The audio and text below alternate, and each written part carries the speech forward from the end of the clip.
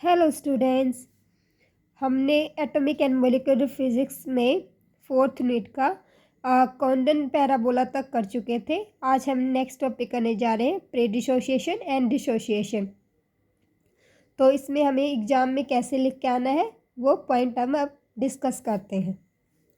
When the potential curves of two different electronic excited state of a molecule overlap or intersect such that the discrete energy levels of one curve overlap the continuous range of levels of other, then there is a possibility of radiation-less transition from discrete state to continuous state followed by spontaneous dissociation of the molecule. This process is called pre-dissociation. आगे हमने figure भी दिखाया गया है। मैं figure के help से आपको ये समझाती हूँ। प्री डिसोसिएशन होता है क्या है कि हमारी एक लोअर स्टेट होती है excited electronic lower excited electronic ground state और एक होती है हमारी इलेक्ट्रॉनिक एक्साइटेड स्टेट। तो हम उस केस में मॉलिक्यूल में क्या होता है, हमारे पास दो होती हैं और एक तो होती है जिसके अंदर हमारे पास डिस्क्रीट वाइब्रेशनल लेवल होते हैं, एक कंटिन्यूस लेवल होते हैं। तो उसके अंदर क्या होता है कि discrete level to continuous level पे हमारी क्या होती है, ट्रांजिशन होती है। और ऐसी ट्रांजिशन होती है जिसके अंदर हमारे पास रेडिएशन इमिट आउट नहीं होती, विद रेडिएशन लेस ट्रांजिशन होती है। तो जो रेडिएशन लेस ट्रांजिशन होती है उसी प्रोसेस को हम क्या कहते हैं, इस ओवरऑल प्रोसेस को कहते हैं प्री डिसोसिएशन। तो ये आपको डायग्राम भी ड्रॉ करके आना है ताकि आपकी जो आप प्री डिसोसिएशन लिखोगे, आगे जो पॉइंट डिस्कस करोगे तो इसी ग्राफ की हेल्प से हम ये बताएंगे कि प्री डिसोसिएशन हुआ कैसे। आगे हम लिखेंगे pre dissociation responsible for two characteristics phenomena in molecular spectra, these two are as कि जो हमारा प्री डिसोसिएशन होएगी प्रोसेस होएगी तो उसके कारण दो कैरेक्टरिस्टिक फेनोमिना भी अकर होंगी इन मॉलिक्यूलर स्पेक्ट्रा, जो कि इस तरह है। एक तो है डिफ्यूजनेस ऑफ बैंड्स, एक होती है हमारी ब्रेकिंग ऑफ बैंड सिस्टम। तो breaking of the band system mostly emission के केस में देखा जा सकता है और डिफ्यूजनेस ऑफ बैंड्स एब्जॉर्प्शन के केस में देखा जाता है। पर होता तो जो डिफ्यूजनेस के कारण ही हमारी क्या होती है, जब एब्जॉर्प्शन में डिफ्यूजनेस आती है तभी हमारे पास ब्रेकिंग ऑफ आता है हमारे पास इमिशन के केस में। तो हम दोनों ही डिस्कस करेंगे वन बाय वन। तो पहले हम डिस्कस करते हैं diffuseness of bands in absorption spectra of some molecules की जो मतलब लगभग में नहीं होता, कुछ मॉलिक्यूल्स में ऐसा होता है कि डिफ्यूजनेस ऑफ बैंड्स आ जाते हैं। डिफ्यूजनेस का मतलब क्या होता है कि जो हमारे पास रोटेशनल लेवल्स मिलते हैं वो बिखरे हुए मिलते हैं, वो गहरे मिलते हैं, न कि जो हमें बिल्कुल क्लियर या बैंड मिलते हैं रोटेशनल लेवल के, उस टाइप के नहीं मिलते, हमें बिल्कुल गहरे फैले हुए मिलते हैं। तो उसी को बोलते हैं डिफ्यूजनेस ऑफ बैंड। हमने एग्जाम्पल लिया है S2 का। तो इसके अंदर हम देखते हैं सल्फर के अंदर the first few bands of V dash progression. V dash progression का मतलब होता है कि हमारे अलग मतलब एक लेवल से एक जो हमारा ग्राउंड लेवल होता है वाइब्रेशनल, उससे हमारे क्या जा रही है अलग अलग अपर एक्साइटेड वाइब्रेशनल लेवल पे जाते हैं। तो हम क्या बोलते हैं उसको वी डैश प्रोग्रेशन बोलते हैं और ये हमारी देखने को मिलती है इन केस ऑफ अब्जॉर्प्शन। तो आगे करते हैं कि V dash progression. So a normal rotational line, fine structure consisting sharp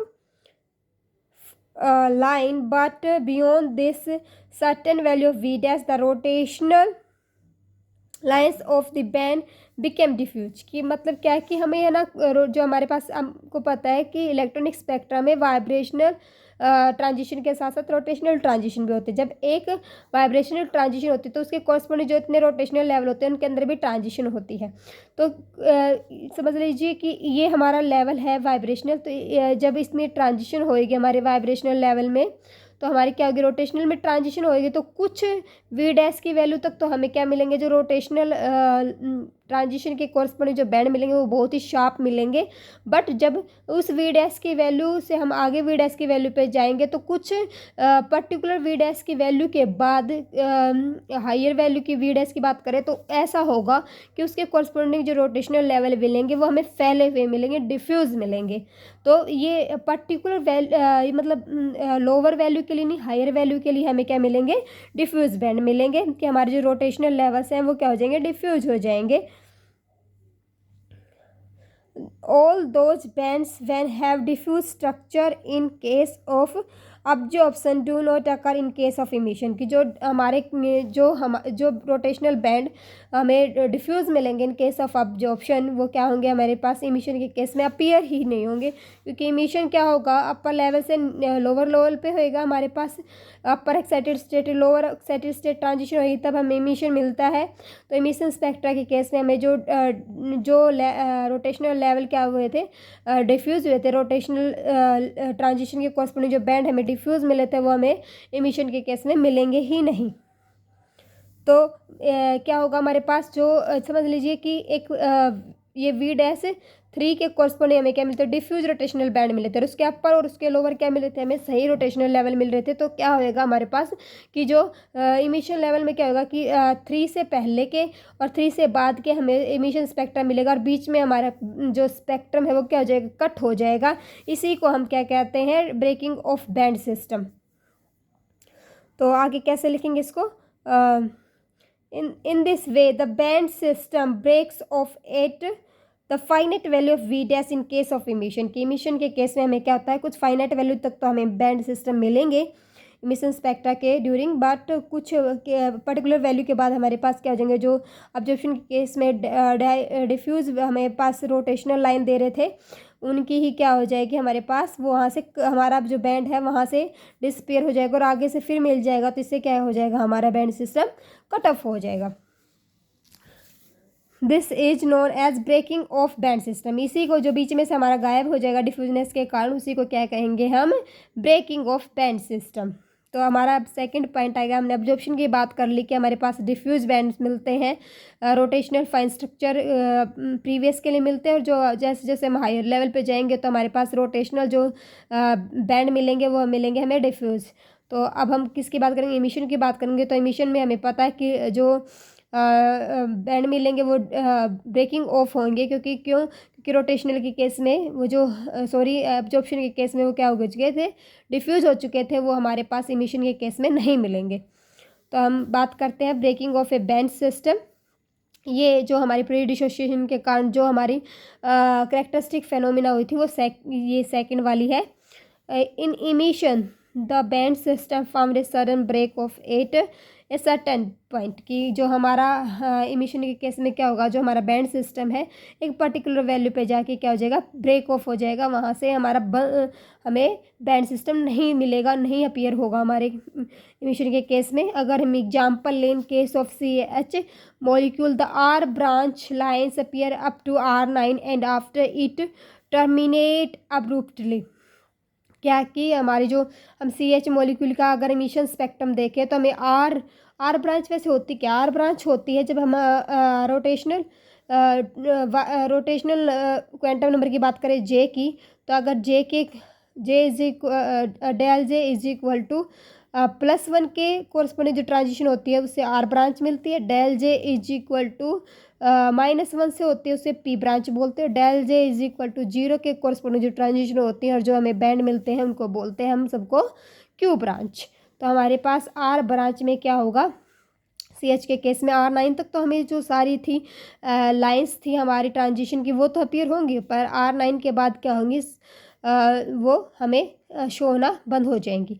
ऐसे ही अगर बात करें तो जब R की नहीं दिखी तो P की भी नहीं दिखेंगी, तो P की भी CH के केस में बात करें तो P की 11 तक तो दिखेंगी हमें और उसके बाद में P की जो ब्रांच है उसमें हमें P11 के बाद जो ट्रांजिशन है वो अपीयर नहीं होगी। तो इसी को क्या कहते हैं, the breaking of is clearly due to the failure of rotational levels of upper electronic state. जो अपर इलेक्ट्रॉनिक स्टेट है वो क्या हो गए थे, वहाँ पे लेवल शो ही नहीं हो रहे थे मेरे पास, क्योंकि जो हमने बात की थी कि अब्जॉर्प्शन में भी क्या थे, वो डिफ्यूज थे, तो वो क्या हो गए, फेलियर हो गए थे रोटेशनल लेवल्स। तो इसी के कारण हमें क्या नहीं मिला, हमें जो पी ब्रांच में है 11 के बाद और आर ब्रांच में 9 के बाद हमें क्या नहीं हुआ, बैंड सिस्टम शो नहीं हुआ। एज शोन इन फिगर 1, जो हमारा फिगर 1 था, इसीलिए मैंने बोला था बच्चों कि ये ड्राइव करके आना जरूरी है, क्योंकि हम इसको डिस्कस करते हुए प्री डिसोसिएशन के बारे में आगे पढ़ेंगे। तो कि फिगर 1 में जैसा दिखाया गया है कि 2 एक्साइटेड स्टेट है, एक बी है, बी और एक क्या हमारे पास सी है। 2 एक्साइटेड स्टेट है, ये देखो एक बी है हमारे पास और एक क्या है हमारे एक्साइटेड स्टेट सी है। तो दोनों ही क्या कर रही हैं, हमारे पास इंटरसेक्ट कर रही हैं, where state B has minimum usual vibrational level. हमारे पास जो बी स्टेट है उसके पास हमारे जो मिनिमम, हम अगर इंटरन्यूक्लियर डिस्टेंस की बात करें तो वो भी है हमारे पास, जैसा कि हमारी पोटेंशियल एनर्जी कम में होती है, और हमारे पास वाइब्रेशनल लेवल भी, डिस्क्रीट वाइब्रेशनल लेवल भी है। बट जब बात करें हम सी की, तो सी में क्या है कि हमारे पास मिनिमम इंटरन्यूक्लियर डिस्टेंस आर न होने के कारण ये क्या है, अनस्टेबल है। जैसे कि आपको दिखाया गया कि हमारे देखो ये यहाँ इस पॉइंट पे क्या हो गया, हमारे पास मिनिमम इंटरन्यूक्लियर डिस्टेंस है और इसके पास क्या है, डिस्क्रीट वाइब्रेशनल लेवल भी है, तो इसीलिए बी स्टेट स्टेबल होगी और सी के पास नहीं है, तो क्या होगी, सी क्या होगी, अनस्टेबल होगी। The transition 1 from the ground state A to the excited state B give a normal absorption band with a sharp rotational structure. अगर ट्रांजिशन 1 की बात करें तो ये हमारे पास ट्रांजिशन 1 थी और ये हमारे पास क्या थी, ट्रांजिशन 2 थी। तो ट्रांजिशन 1 क्या हो रही है हमारी, 0 से हमारे पास 0 पे होएगी, 0 से 1 पे होएगी, तो हमें क्या मिलेंगे, हमारे पास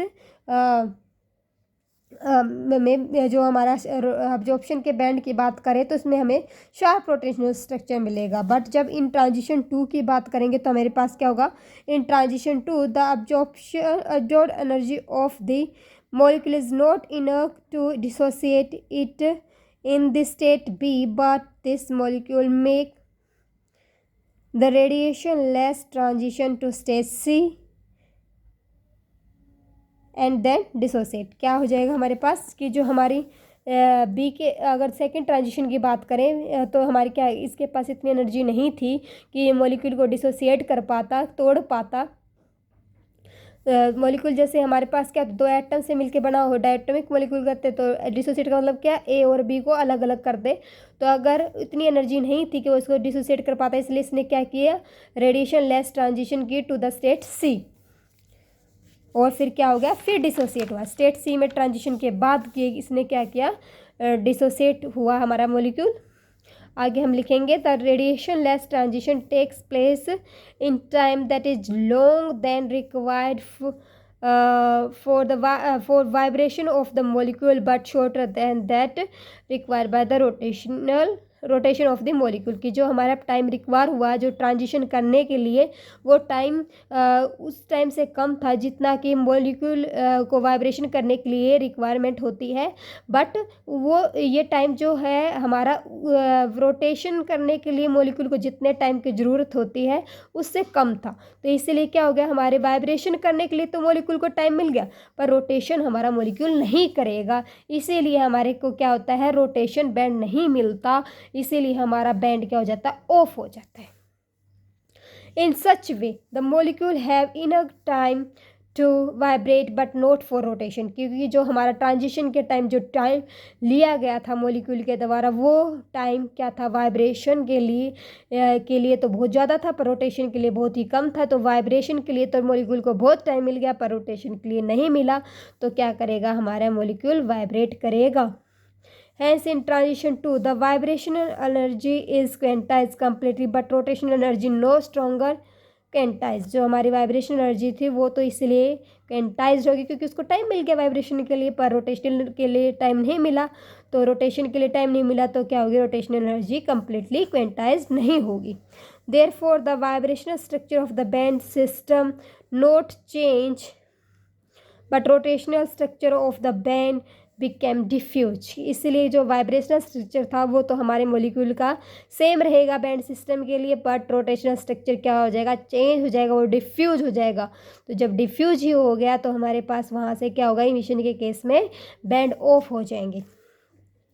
The radiation less transition probability is gone by the selection rule and Franck कॉर्नर प्रिंसिपल की जो हमारी रेडिएशन लेस ट्रांजिशन हुई थी उसकी प्रोबेबिलिटी किसको अकॉर्डिंग किसको फॉलो करते हैं, तो सिलेक्शन रूल के अकॉर्डिंग भी है और फ्रैंक कॉर्नर प्रिंसिपल के अकॉर्डिंग भी है। आगे, if the mean life for radiationless transition is less than that for the radiation then most of the molecule will predissociate. कि अगर हमारे पास रेडिएशन लेस ट्रांजिशन का मीन लाइफ रेडिएशन वाली ट्रांजिशन से क्या हो जाए, कम हो जाए, तो हमारे मॉलिक्यूल पहले ही डिसोशिएट हो जाएंगे। Therefore, the rotational lines in emission involving transition above the dissociation limit will be extremely weak। इसीलिए हमारे इमिशन के केस में क्या होते हैं कि जो ट्रांजिशन होएगी, इसीलिए क्या है हमारे इमिशन के केस में जो ट्रांजिशन होती है अबव द डिसोसिएशन लिमिट, वो उनकी जो हमारे पास क्या है जो रोटेशनल लाइन मिलेंगी वो एक्सट्रीमली वीक मिलेगी, जो बैंड मिलेगा। A pro-dissociation is the stabilized either by the absorption bands becoming diffuse or by the emission bands breaking off at a certain point। तो ये हमने पहले भी कर लिया था कि जो प्री डिसोसिएशन है वो दो ही कारण से होगी और प्री डिसोसिएशन के कारण दो ही हमारी जो प्रोसीजर है वो हमारी अकम्प्लिश होंगी। एक तो थी हमारी breaking off in case of emission and diffusion in case of absorption. तो अब आगे देखेंगे कि हमारे इमिशन के कारण जो ब्रेकिंग ऑफ है वो इमिशन में मोर सेंसिटिव क्यों होता है as compare to the diffuseness of absorption band. कई बार अगर 4 नंबर में आ जाए तो आपको कैसे लिख के आना है वो अब हम पढ़ेंगे। The breaking of the emission bands is more sensitive for pre-dissociation than diffuseness of absorption band। कि जो breaking of emission bands है अगर वो pre-dissociation के लिए more sensitive होते हैं, ज़्यादा सक्रिय होते हैं as compared to the diffuseness of absorption band। क्योंकि हमारी pre-dissociation procedure दो ही के कारण क्या होती है, stabilize होती है, पर ज़्यादातर किसके कारण होती है, breaking off के कारण ही stabilize होती है। तो ये क्यों होती है ऐसा, ये अब हम पढ़ेंगे। The diffuseness of rotational lines in detectable only when line width became greater than the Doppler width which is between 0.01 angstrom to 0.1 angstrom. कि अगर हमारी जो डिफ्यूजनेस में अगर रोटेशनल लाइन है वो तभी हम डिटेक्ट कर पाएंगे अगर उसके विड्थ डोपलर के कंपेयर में ज़्यादा हो जाए, जो इस रेंज में होगा तभी हमारी क्या होगी, डिफ्यूजनेस डिटेक्ट होगी, नहीं तो नहीं होगी। पर अगर हमें पता है कि विड्थ ऑफ नेचुरल लाइंस क्या होती है, इस ऑर्डर के होते हैं 0.001 टू 0.01 अंगस्टन। तो इसलिए क्या होगी, जो हमारी रेडिएशन लेस की प्रोबेबिलिटी होगी ट्रांजिशन की वो क्या होगी, 110 to 100 टाइम्स क्या हो जाएगी, ग्रेटर हो जाएगी as compare to the radiation transition probability. तो किसकी ज़्यादा होगी, रेडिएशन लेस ट्रांजिशन की ज़्यादा होगी हमारे पास प्रोबेबिलिटी, क्योंकि देखो विड्थ क्या है, इतनी हमें चाहिए डिटेक्ट करने के लिए डिफ्यूजनेस को, बट हमारी नॉर्मल की कितनी होती है, इतनी होती है। तो हमारे पास क्या है, ये ज़्यादा है हमारे पास हमें डिफ्यूजनेस डिटेक्ट करने के लिए, पर नॉर्मल की हमारी कम है। तो हमारी क्या होगी, रेडिएशन लेस ट्रांजिशन की, क्योंकि हमारे पास तो है ही नहीं इतनी वेवलेंथ। तो हमारे पास क्या होगी, जो लाइन जो हमारी जो रेडिएशन लेस ट्रांजिशन है उसकी प्रोबेबिलिटी ज़्यादा हो जाएगी 10 से 100 गुना तक as compare to radiative transition probability.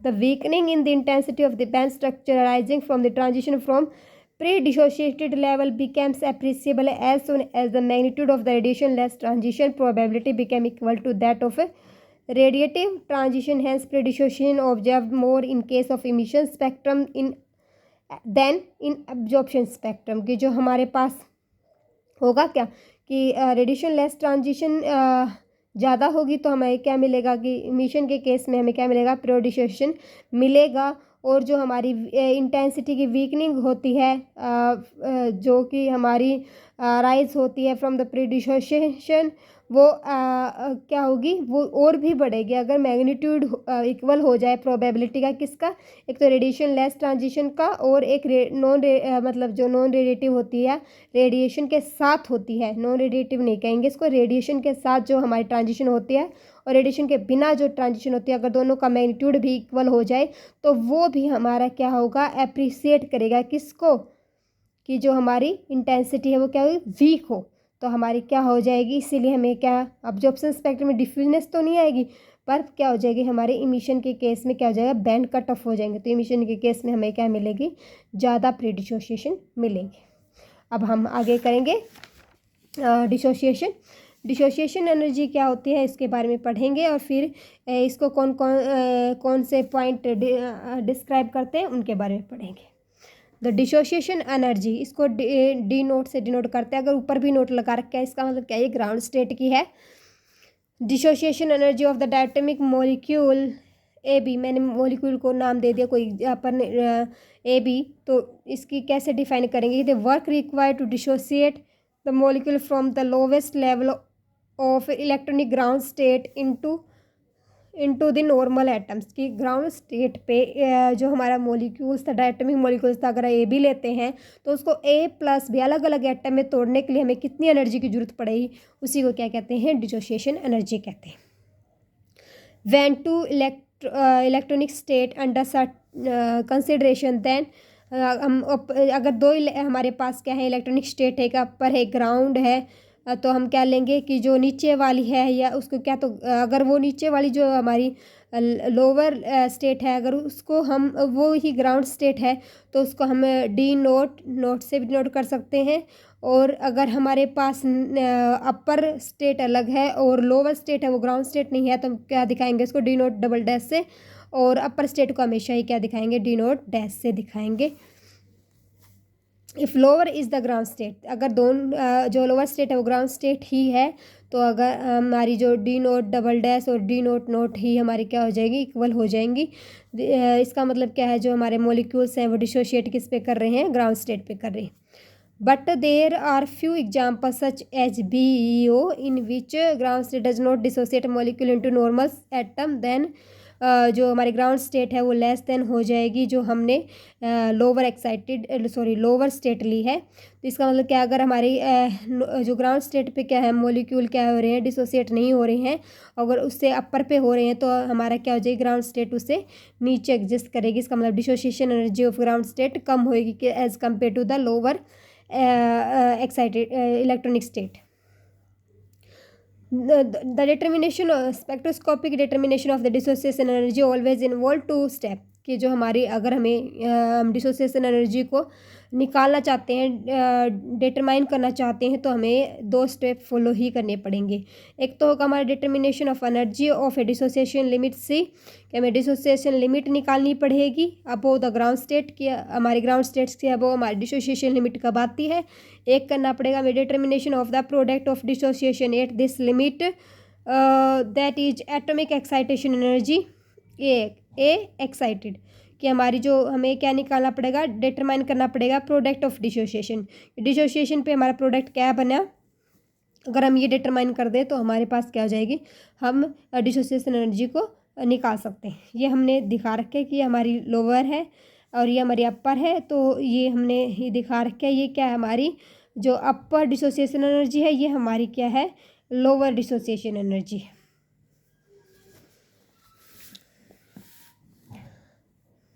When this to values, अगर हमारे पास क्या है कि कौन सी, एक तो जो हमारे पास थी ना, डिसोसिएशन लिमिट का पता हो हमें, या एक प्रोडक्ट ऑफ डिसोसिएशन का पता हो, तो हम डिसोसिएशन एनर्जी को निकाल सकते हैं कि आप जो हमारी अपर वाली जो डिसोसिएशन एनर्जी है उसके अंदर से हम उसके इसी के बराबर होगी, जो हमारी ग्राउंड स्टेट की डिसोसिएशन एनर्जी किसके बराबर होगी, अपर स्टेट की डिसोसिएशन एनर्जी के बराबर होगी, वो क्या होगी, सी मतलब क्या होता है, dissociation limit minus A excited. A excited का मतलब है हमारे पास the product of dissociation at this limit, कि जो एटॉमिक एक्साइटेशन, ए को ए एक्साइट को क्या भी बोल सकते हैं, एटॉमिक एक्साइटेशन एनर्जी। अगर हमारे पास डिसोसिएशन लिमिट में से हम एटॉमिक एक्साइटेशन एनर्जी को सब्सट्रैक्ट कर दे तो हमारे पास क्या आ जाएगी, डिसोसिएशन लिमिट आ जाएगी। तो हम अब जो दो हमारे पॉइंट जिनके ऊपर हमारी डिसोसिएशन एनर्जी हमारी डिपेंड करती है उनको डिस्कस करेंगे।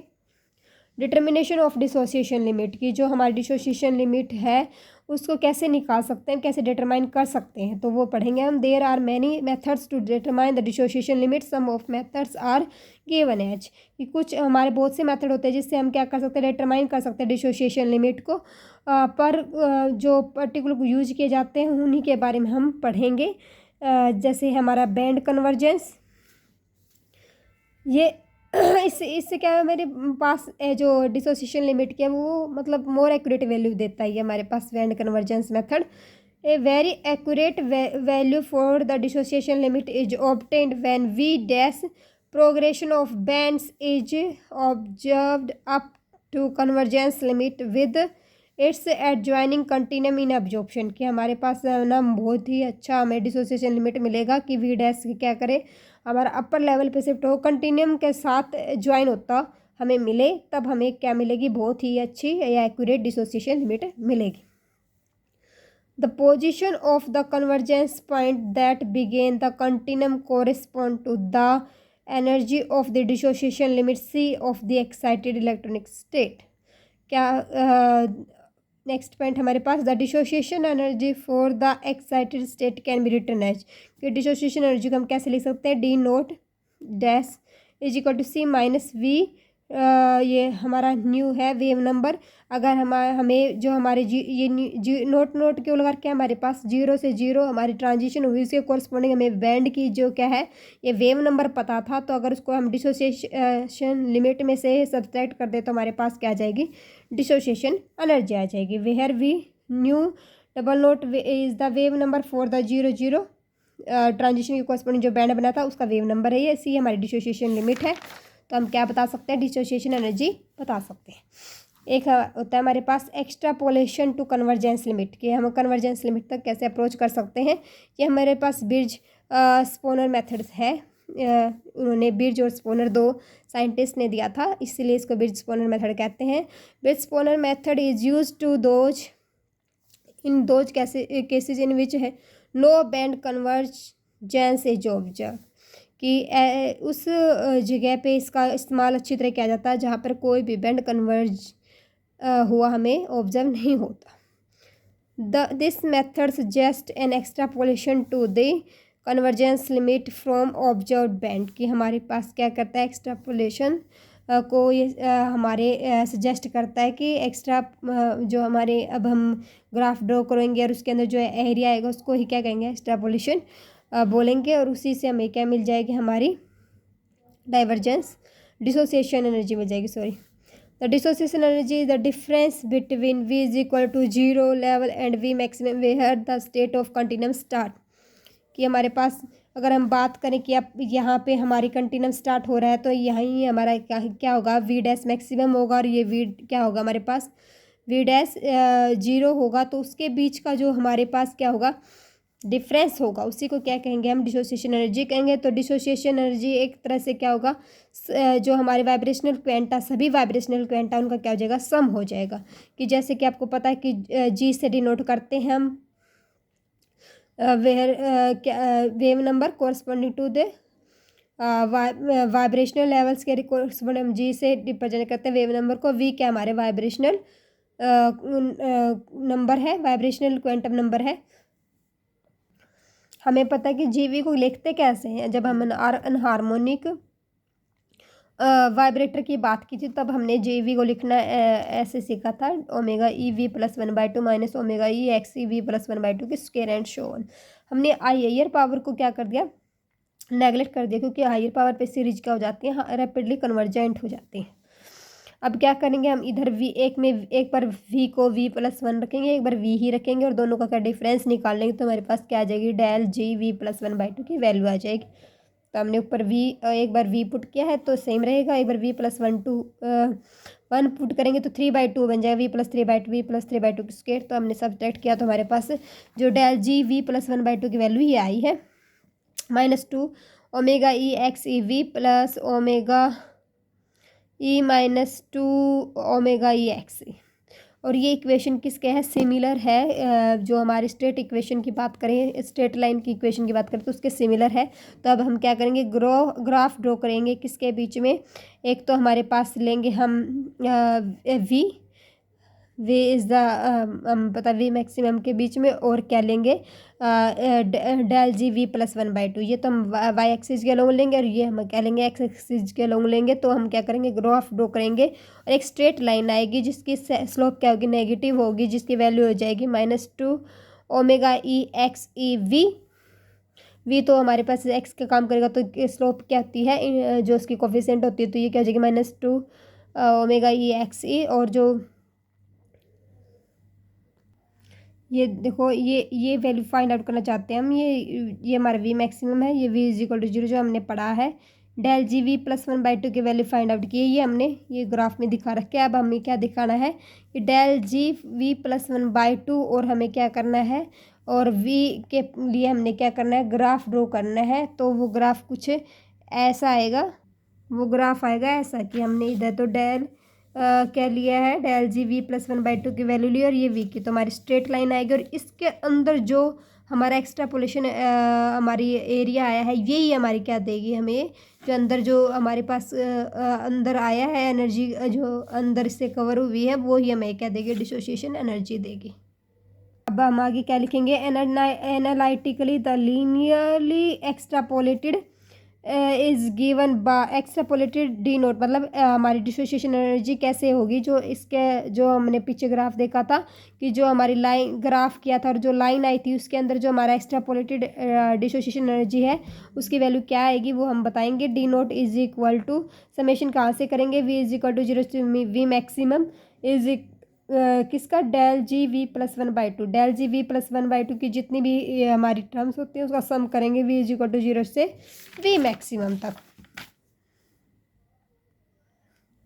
तो मेरे जो हमारे पास वैल्यू आई थी डेल जी वी प्लस 1/2 की, तो वो तो ये थी। अगर हम ईयर 3/2 के लिए करेंगे, फिर 5/2 के लिए करेंगे, तो ऐसी टर्म्स आ जाएंगी। तो और प्लस कहाँ तक जाएगी, ये वैल्यू 0 तक जाएगी। तो अब हम क्या करेंगे, इनका सम कर लेंगे, और सम करने के बाद क्या करेंगे, जो कॉमन टर्म आएगी वो कॉमन ले लेंगे, तो हमारे पास कुछ ऐसा बन जाएगा। और इस टर्म को हमने क्या दे दिया, वी स्टार मैक्सिमम दे दिया। अब क्या करेंगे, इधर अगर हम वी ओमेगा डब्ल्यू ई की वैल्यू, और अगर हम वी स्टार मैक्सिमम की वैल्यू बाई एक्सट्रापोलेशन से निकाल लें, और वी ई की वैल्यू निकाल ले by vibrational analysis of bands, कि अगर वाइब्रेशनल एनालिसिस बैंड कर ले तो हमें ओमेगा ई की वैल्यू मिल जाएगी। और हमें अगर एक्सट्रापोलेशन की बात करें तो वी स्टार मैक्सिमम की वैल्यू मिल जाएगी हमें ग्राफ से। तो हमें क्या हो जाएगी, अगर दोनों की पुट कर दे तो हमारे पास क्या आ जाएगी, डिसोसिएशन एनर्जी आ जाएगी।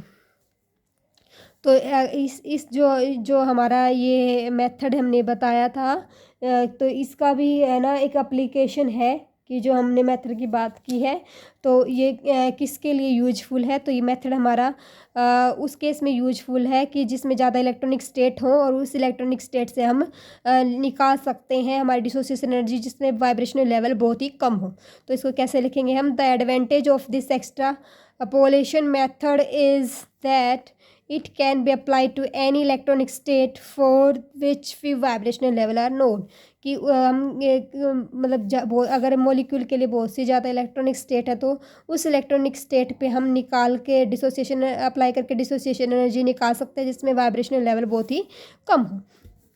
तो हमारे एक मेथड और कर लेते हैं हम, प्री डिसोसिएशन लिमिट्स। वैसे तो मेथड्स और भी हैं जैसे एटॉमिक फ्लोरेसेंस है, बट हम ज़्यादा मेथड पे न जाते हुए जो यूजफुल है उन्हीं की बात करेंगे, हम प्री डिसोसिएशन लिमिट की बात करेंगे। तो इस मेथड में क्या होता है कि हम प्री डिसोसिएशन लिमिट निकाल लेते हैं। प्री डिसोसिएशन लिमिट निकालने के बाद उसके नीचे ही डिसोसिएशन होती है तो वो इजीली निकाल सकते हैं हम। तो इसलिए में कैसे लिखेंगे, as we know that the predissociated energy level must be lie above the dissociation energy, therefore the pre-dissociation gives an upper limiting value for dissociation energy of the state, कि जो हमारी क्या होती है प्री डिसोसिएशन एनर्जी क्या होती है upper limit दे देती है किसके लिए, डिसोसिएशन स्टेट के लिए। तो प्री डिसोसिएशन लीड करती है हमारी exact numerical value of the dissociation limit. अगर हमारे पास प्री डिसोसिएशन की वैल्यू पता चल जाए तो हमें क्या होती है बहुत ही अच्छी न्यूमेरिकल वैल्यू मिलेगी किसके लिए, डिसोसिएशन लिमिट के लिए। अब आगे हम करते हैं, हमारा जो सेकंड था जिस पे हमारी क्या करती है डिसोसिएशन डिपेंड कर रही थी, वो था हमारा determination of the dissociation product. तो अब इसके बारे में डिस्कस करेंगे हम। तो क्या लिखेंगे कि to find the dissociation energy of the molecule in its ground state into normal atom we require product of dissociation and their state of excitation। कि हमें अगर डिसोसिएशन एनर्जी निकालनी है ग्राउंड स्टेट में मॉलिक्यूल की तो हमें क्या चाहिएगा, एक तो प्रोडक्ट चाहिएगा डिसोसिएशन का और उसकी क्या होगी स्टेट ऑफ एक्साइटेशन चाहिए हमें। तो there are several ways to know about the dissociation product, some of them are as. बहुत से मेथड पर हम एक दो की ही बात करेंगे जो इंपॉर्टेंट है। फर्स्ट मेथड हमारे पास energy difference of dissociation limits. अगर बहुत सी ज़्यादा हमारे पास क्या है डिसोसिएशन लिमिट है और उनके बीच का एनर्जी डिफरेंस पता चल जाए हमें तो हम क्या निकाल सकते हैं, डिसोसिएशन प्रोडक्ट निकाल सकते हैं। इफ़ टू और more different dissociation limits of a molecule have been determined their difference must be equal to possible energy difference of separate atom. कि जो हमारे पास जिनके जो हमारे डिसोसिएशन लिमिट्स के बीच में जो डिफरेंस मिलेगा वो हमारे एटम के बीच में जो डिफरेंस होगा एनर्जी का वो उसके इक्वल होगा। Application of Wigner Witmer correlation rules. तो by using this rule we can find out from which atomic state dissociation limit actually resulted. कि जो हम इससे क्या निकाल सकते हैं वो एटॉमिक स्टेट के बारे में हमें पता चल जाएगा जिससे क्या होगा हमारी डिसोसिएशन लिमिट हमें रियल में प्रोवाइड हो रही है जो जिससे हमें रिजल्ट मिल रहा है इसका। Use the thermochemical data. ये थर्मोकेमिकल डेटा जो हमारे पास जो हमें देता है डिसोसिएशन प्रोडक्ट देता है वो एक्यूरेट देता है। इस मेथड से हमें एक्यूरेट मिलता है। तो हम क्या लिखेंगे, thermochemical measurement provide approximately value of dissociation energy as we obtain the accurate dissociation limit we can get dissociation product at this limit। क्या हमें इससे क्या डिसोसिएशन एनर्जी मिल जाएगी, डिसोसिएशन एनर्जी से हम क्या निकाल लेंगे, डिसोसिएशन लिमिट निकाल लेंगे। डिसोसिएशन लिमिट निकालने के बाद हमें क्या होगा बहुत ही एक्यूरेट डिसोसिएशन प्रोडक्ट मिलेगा इस लिमिट के कोरस्पोंडिंग। तो ये वैसे तो और भी मेथड होते हैं जैसे एटॉमिक फ्लोरेसेंस है। एटॉमिक फ्लोरेसेंस में हमें क्या बता देता है कि हमें उन एटॉमिक स्टेट के बारे में बता देता है जिस पे हमारी क्या एनर्जी होती है, क्या डिसोसिएट होती है। तो वो भी मेथड हम यूज कर सकते हैं पर ये बहुत यूजफुल है इसलिए मैंने 3 ही मेथड डाले। अगर आप चाहो तो फ्लोरेसेंस एटॉमिक फ्लोरेसेंस भी दे सकते हो। तो अगर गाइज मेरी वीडियो का कंटेंट आपको हेल्पफुल लगे तो प्लीज़ मेरी वीडियो को शेयर एंड लाइक कीजिएगा। Thank you.